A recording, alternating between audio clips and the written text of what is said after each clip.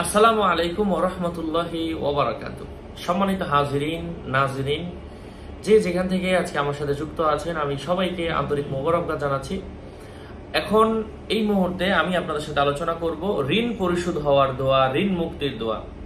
সাথে আছে আমি জুবায়ের বিন ইমাম। আলোচনা বুঝতে ধৈর্য ধরে সাথেই থাকবেন, চ্যানেলটি সাবস্ক্রাইব করতে ভুলবেন না। ঋণ পরিশোধ হওয়ার জন্য এই আয়াতটা কোনো ব্যক্তি যদি বেশি বেশি পরিমাণের পাঠ করে, ইনশাআল্লাহ আল্লাহ তাআলা গায়েব হতে তার ঋণ পরিশোধের ব্যবস্থা করে দিবেন। তার ঋণ পরিশোধের পথ আল্লাহ পাক সহজ করে দিবেন।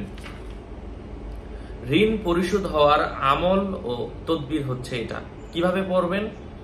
আপনি তাহাজ্জুদের নামাজের সময় 2 রাকাত সালাতুল হাজত নামাজ পাঠ করবেন যে, হে আল্লাহ, আমি আমার ঋণ পরিশোধ হওয়ার নিয়তে 2 রাকাত হাজত নামাজ পড়লাম।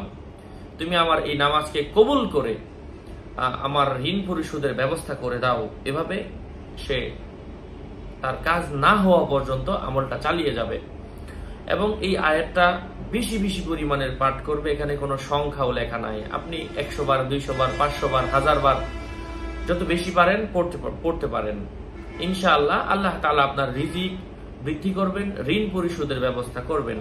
আয়াতটা কি? আউযু বিল্লাহি মিনাশ শাইতানির রাজীম।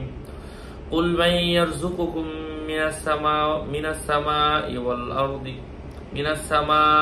ওয়াল আরদ।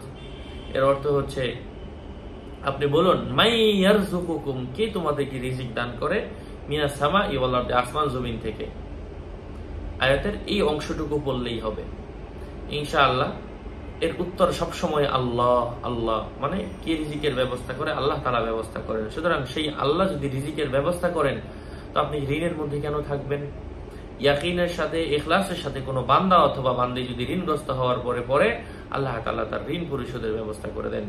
আমি দোয়া করি আল্লাহ তাআলা আমার প্রত্যেকটা ভাইকে এবং বোনকে যেন উক্ত জাযায়ে খায়র দান করেন।